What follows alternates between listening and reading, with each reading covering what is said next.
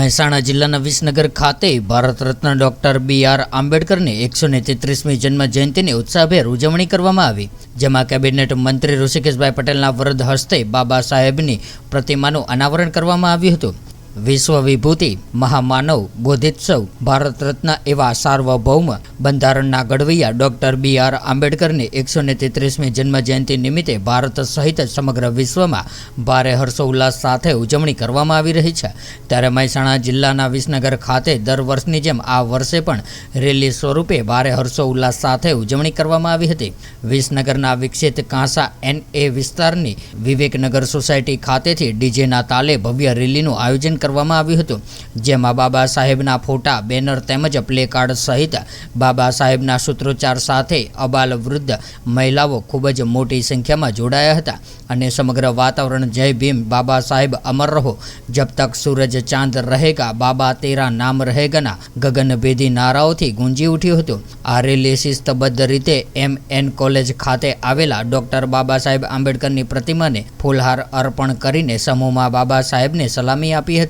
જોગાનું જોગ આજે વિસનગરના પંડ્યાનો ખાડો વિસ્તારના રહીશો દ્વારા પ્રસ્થાપિત કરવામાં આવેલા ડોક્ટર બાબા સાહેબ આંબેડકરની પ્રતિમાનું વિસનગરના ધારાસભ્ય અને કેબિનેટ મંત્રી શ્રી ઋષિકેશભાઈ પટેલના વરદ હસ્તે અનાવરણ પણ કરવામાં આવ્યું હતું। ત્યારે મંત્રીશ્રી દ્વારા ડોક્ટર બાબા સાહેબની પ્રતિમાને ફૂલહાર કરીને જય ભીમનો જયઘોષ કર્યો હતો। કેબિનેટ મંત્રી ઋષિકેશભાઈ પટેલ ડોક્ટર બાબા સાહેબ આંબેડકરે આપેલા સંવિધાનની મોટી ભેટને યાદ કરીને દેશ માટેના તેમના કાર્યને બિરદાવીને લોકશાહીના જતન માટે બંધારણ ખૂબ જ મહત્વનું હોવાનું પણ જણાવ્યું હતું। ત્યારે આ પ્રસંગે કાંસા N1 વિસ્તારની વિવિધ સોસાયટીના રહીશો, દીપરા દરવાજા, ફતેહ દરવાજા સહિત વિસનગર તાલુકાના ગ્રામ્ય વિસ્તારોના સામાજિક રાજકીય અગ્રણીઓ ઉપરાંત યુવાનો, મહિલાઓ મોટી સંખ્યામાં ઉપસ્થિત રહ્યા હતા।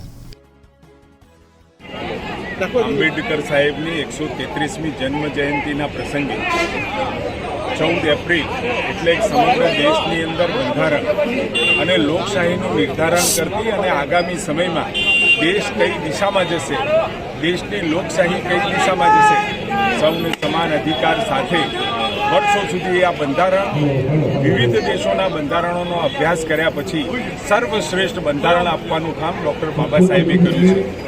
ખૂબ ગરીબાઈમાંથી ઉછરી અને પોતે પોતાના સ્વબળે જે મુકામ હાસિલ કર્યો અને ભારતને પણ જે ગૌરવ પ્રદાન કરવાનું યોગદાન એમને આપ્યું, આદરણીય મહાત્મા ગાંધી, આદરણીય સરદાર પટેલ અને સૌથી જો વધારે કોઈનું મહત્વ હોય, યોગદાન હોય તો એ બાબા સાહેબે સતત મહેનત અને બંધારણ સભાની સાથે રહી અને જે બંધારણની રચના કરી એના કારણે આજે પણ આટલા વર્ષો પછી 1947 આઝાદ થયા પછી પણ સતત આ બંધારણ સતત સાચું અને સાતત્યપૂર્ણ, ક્યાંય બદલાવ કરવાની જરૂર ના પડે એ પ્રકારનું બંધારણ આપી અને ભારત દેશ ઉપર એમને ખૂબ મોટું એમનું યોગદાન આપ્યું છે। ત્યારે આજે આપણે સૌ ખૂબ શ્રદ્ધાપૂર્વક એમને નમન કરીએ અને એમને યાદ કરી અને લોકશાહીના જતન માટેની આપણે સૌ કામના કરીએ એવી મારી શુભેચ્છાઓ। બાબા સાહેબની 133મી જન્મ જયંતિ નિમિત્તે ખરેખર પંડ્યાના ખાડાના અંદર એમનું અનાવરણ કરવામાં આવ્યું છે। ખરેખર ખૂબ જ આનંદ અને લાગણી અનુભવી છે કે બાબા સાહેબે દલિતો, પછાતો અને પિછડાઓ લોકોના જે સેવાના માનવીનું કામ કરતા હતા તે બાબા સાહેબની પ્રતિમાનું અહીંયા અનાવરણ કરવામાં આવ્યું છે। માટે હું પંડ્યાના ખાડાને દરેક સભ્યોને, ભાઈઓ, બહેનોને ખૂબ ખૂબ અભિનંદન આપું છું અને સાથે સાથે શુભકામનાઓ આપું છું અને દરેક લોકો બાબા સાહેબની રાહ ચાલે અને સેવાના માનવી સુધી તેઓને મદદરૂપ થાય। જય ભીમ, નમો બુદ્ધાય।